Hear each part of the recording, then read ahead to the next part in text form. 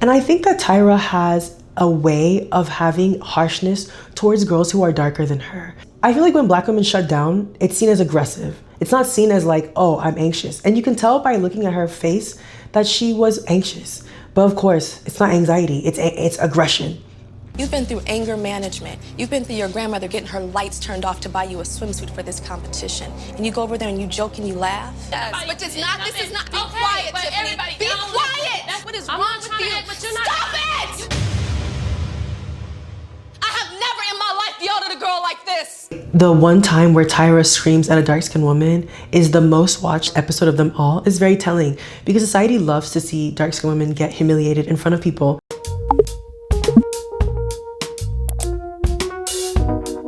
Sometimes it don't make no sense. Does it really have to? There is nothing I can say. Hi, welcome to Mayowa's World. Hi y'all, welcome to Mayowa's World. My name is Mayowa, and on my platform, I like to talk about colorism, featureism, texturism. Today, we're going to be talking about America's Next Top Model and why I feel like Tyra Banks has a specific kind of hatred for Black women. I'm sure y'all can hear by my voice that it's hoarse, and it's because I'm getting over a cold that I had, but I just had to make this video because I found out that I was on America's Next Top Model documentary that was featured on Netflix. But not only was I not notified that I'd be in this documentary, but my bank account wasn't notified either, right? So on one end, it's like really exciting to be on a platform that has had global reach because my cousin in Nigeria was messaging me, telling me she saw me, people in England, friends in Germany, like it was just like a lot of people messaged me that day to tell me they saw me in the documentary. But I also don't really understand why I wasn't contacted or asked if I was okay with my video being used. And most importantly, why I wasn't paid. My face when I found out I was in the documentary was just like, because I was so shocked. But also, so I'm gonna try to find a way to contact someone at Netflix or somebody who was working in the production and ask for my money because I found out that some people were actually paid to have their video used in this documentary. So my thing is, why wasn't I paid? And some people were also emailed to ask if they could use their video, but I wasn't emailed or paid. And one thing I don't like is having my image used and not having the money in my hand. I need So I'm gonna pursue this. So the docuseries was messy because Tyra is messy. And I made a 20-minute video on my Patreon where I go into detail about how the documentary made me feel. So if you're not part of my Patreon, you can join my Patreon and watch the video. But this video today is gonna focus specifically about how I feel like America's Next Top Model targeted Black women and how I feel like Tyra Banks perpetuated harm towards Black women. America's Next Top Model, I think, was very successful at selling the dream of a model. So I think Tyra has always been very good at selling a dream. And I would even say that modeling in itself is the idea of selling a dream. It is the idea of attaching yourself to whatever story that a designer or a photographer wants to have and selling it to somebody. So in some ways it is deceptive. So I want to first talk about Tyra and her upbringing and how I feel like because she did not allow herself to see herself as a victim, she then in turn became a villain and victimized loads of women throughout her TV show. So Tyra Banks at the age of 16 went to Milan to be a fashion model.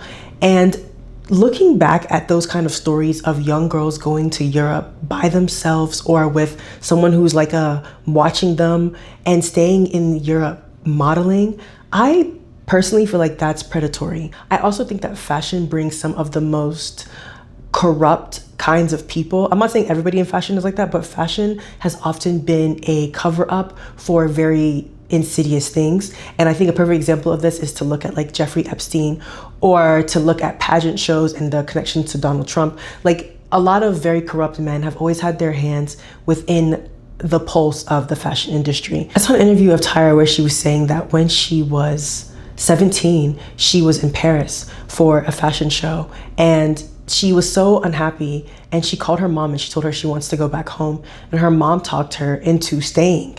And she's like, no, you're not a quitter, you're not gonna quit, you're gonna finish this. And I think her mom like bought a flight to Paris and kind of was her support network through those things. But I just don't think that's a normal dynamic to have. So my pitch about Tyra is, I think that because she was so obsessed with not quitting and pursuing things, I think that it in some ways like did something to her brain. It did something to her brain to where like she feels like even if you don't like it, even if you're not happy, even if you're uncomfortable, you have to persevere. And that came out a lot in her TV series. And I actually think that a lot of the things that Tyra did to the women on America's Next Top Model, she probably had done to her. And because she didn't really reflect on how that was problematic or how that was disgusting, she ends up doing it to other people, because I don't think that that level of self-awareness came for her. The first example I want to talk about when I think of how Tyra Banks had a certain kind of meanness towards Black women is to talk about Danielle, who was featured in the documentary. Danielle was from Little Rock, Arkansas, and she was a really gorgeous person who had a middle gap in the middle of her teeth. If you know me, you know I love a middle gap. I love a middle gap. And I think that, you know, to be honest, like a lot of middle gap, having a middle gap is actually just also seen as a very beautiful thing in a lot of African cultures. You see a lot of like sculptures and they will have a middle gap in it because it's actually seen as something that is just like a very stunning feature. So when I saw her face, I just was like, wow, her face is so pretty. But Tyra told her that gap, she needed to close her gap. And she said that she had expressed that she actually loves her gap. It's something that she's grew to love, and it's something that she doesn't want to change.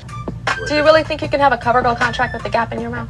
Yeah, why not? This is all people see. It's easy to read beautiful cover girl. It's not marketable. Yeah, just a little bit is okay, but I don't want to completely close it. Well, I guess she just left the gap wide open for another girl, baby. I agree.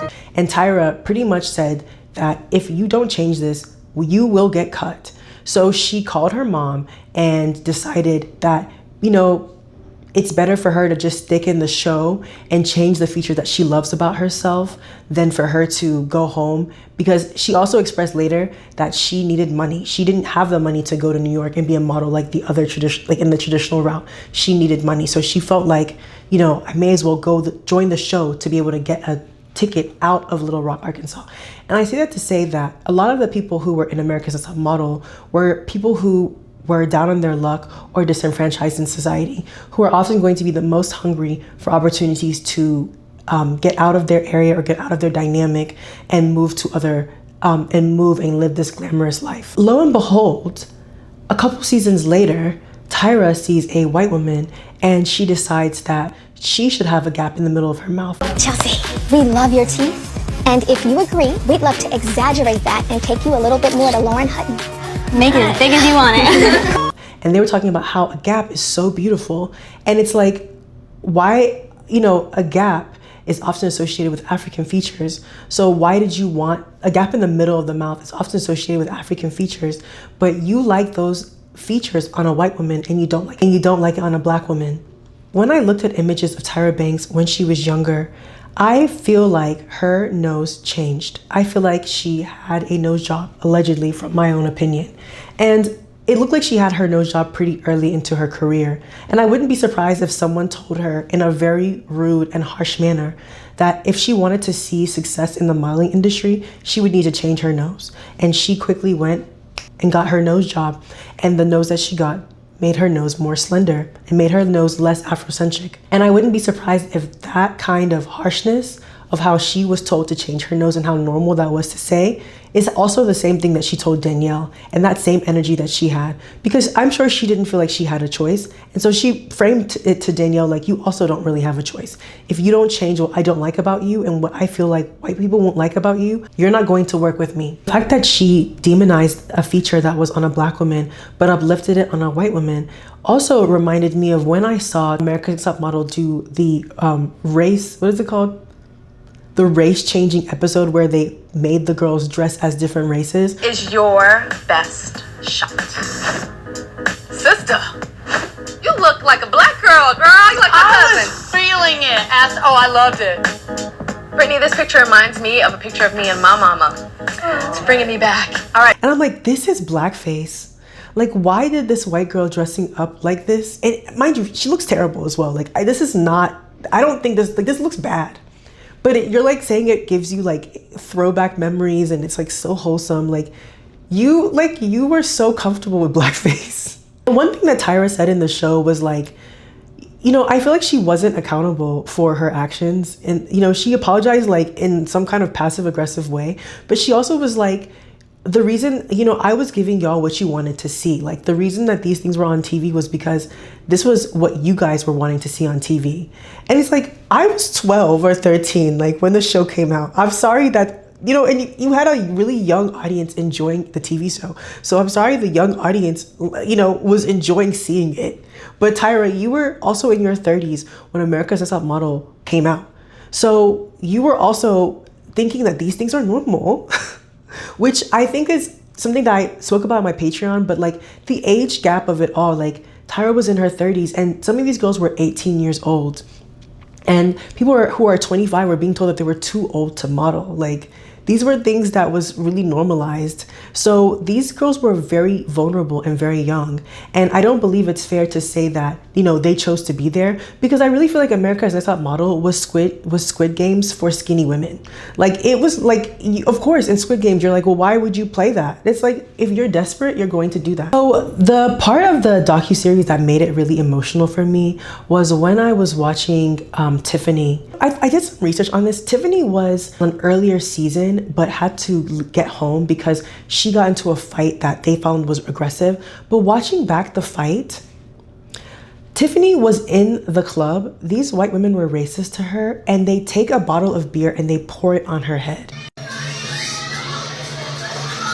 Why would she do that?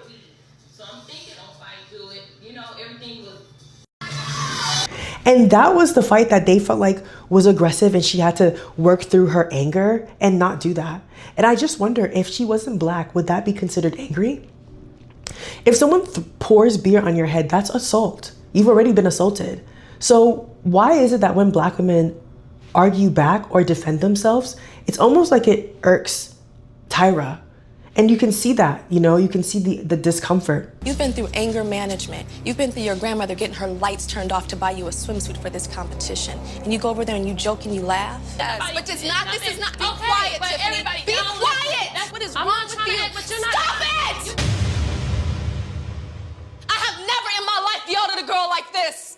And I think that Tyra has a way of having harshness towards girls who are darker than her. There was a challenge that they had to do where they had to read a prompt, and you could tell that that was a really insecure moment for Tiffany.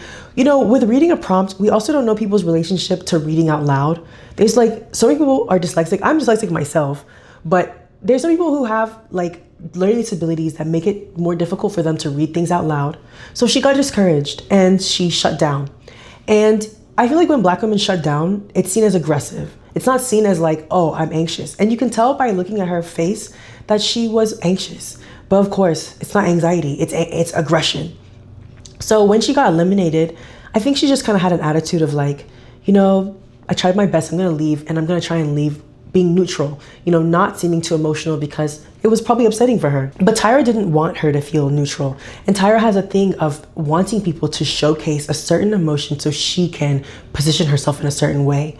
And I think Tiffany not being remorseful and, you know, sad and trying to kiss Tyra's ass, I think that really upset Tyra. And she said to her, I'm so disappointed in you. And Tiffany was just kind of taking a lot of these insults. And when she finally spoke up and was like, I am sad, Tyra snapped at her and screamed at her.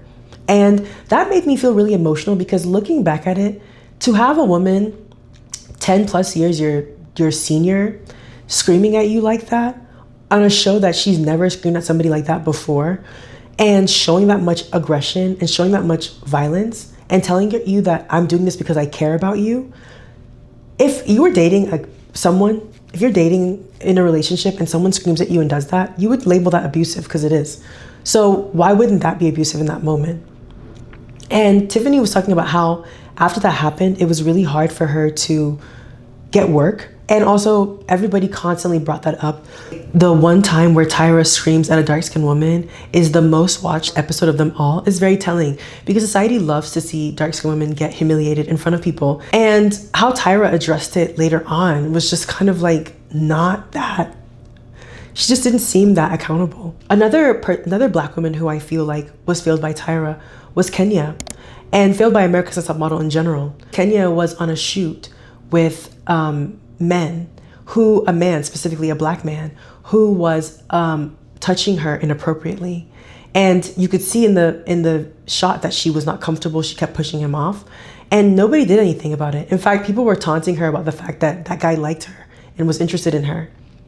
And when she finally expressed that she was uncomfortable, they were just kind of like, well, you need to deal with it. And even with the judges, the way that Nigel was just like, well, you need to learn to defend yourself and like stand up for yourself.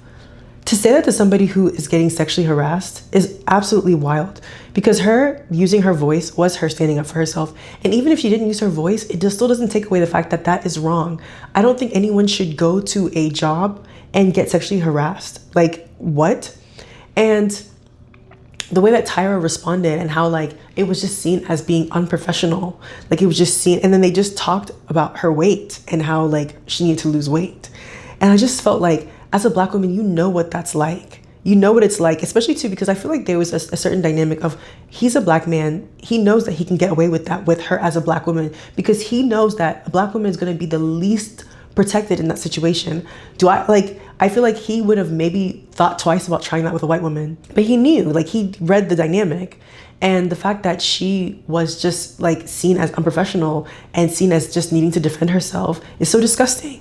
And Tyra mentioned, that, being a black woman, like that's why she has this certain way. But it's like, I think that she has such a severe level of like, what's it called? Like black excellence, in the sense where she feels like if you don't eat the dirt and stay quiet, you are the problem. And that obviously was a narrative that she told herself. Tyra told herself. And another person who America's Next Top Model failed was Ebony. I've actually made a video before about the colorism dealing with Ebony, so I'm just going to attach the video. Today I want to talk about how Ebony from America's Next Top Model experienced colorism, misogynoir, and homophobia. I feel like we have a revisionist history of the early 2000s, and it was actually a very hard time for dark-skinned women. The judges basically told me that my skin was not good. I got it, girl. I'll work on it. It will be flawless. Ebony, she uses so much grease on herself that like her grease gets on the doorknobs of the bathroom. She's so loud. So the fact that the judges of America's Next Top Model told Ebony that her skin was not good really blows my mind, because you and I both know, looking at Ebony, her skin is actually gorgeous. I feel like people hold dark-skinned people to a higher expectation than any other group to have nicer skin. And it's almost like this balancing scale that happens. I did a workshop on colorism where I was talking that within dark skin dynamics, they always expect you to overcompensate for being dark. So you can be a dark-skinned person as long as you're skinny, or you can be a dark-skinned person as long as you have straight hair, or you can be a dark-skinned person as long as you have great skin. Like, these are all overcompensations for the fact that they don't really like your complexion. And it really annoyed me when that girl wanted to call her rubbing lotion on her skin grease. That's the misogynoir to it, right? Like, because if you're not someone who walks around like a chapped camel, you and I both know that putting lotion on your skin is a very important thing and is a very normal thing within the Black community, right? So them saying, like, making it seem like it was some disgusting thing, like she's just putting oil grease on her skin, yeah, that's giving you don't like Black folks. And you know, when she was like, oh, she's so loud and greasy, what she really wanted to say is she's so Black. That's what she really wanted to say. So now let's watch a clip of Ebony experiencing homophobia. Sorry guys that I had all of you come in here, but I wanted to know if it's okay if my girlfriend come over for about an hour or two tonight. Ebony's a lesbian, and I found this offensive. Some people that proclaim that, they love the Lord and are Christians, are not always, cut the right way. It says in the Bible that it's an abomination to the Lord. I don't personally agree with it. You tell me why you don't agree with it? I mean, just because, I don't agree with, lesbian and gay relationships. But I mean, I can't judge you. What are you gonna see in this industry?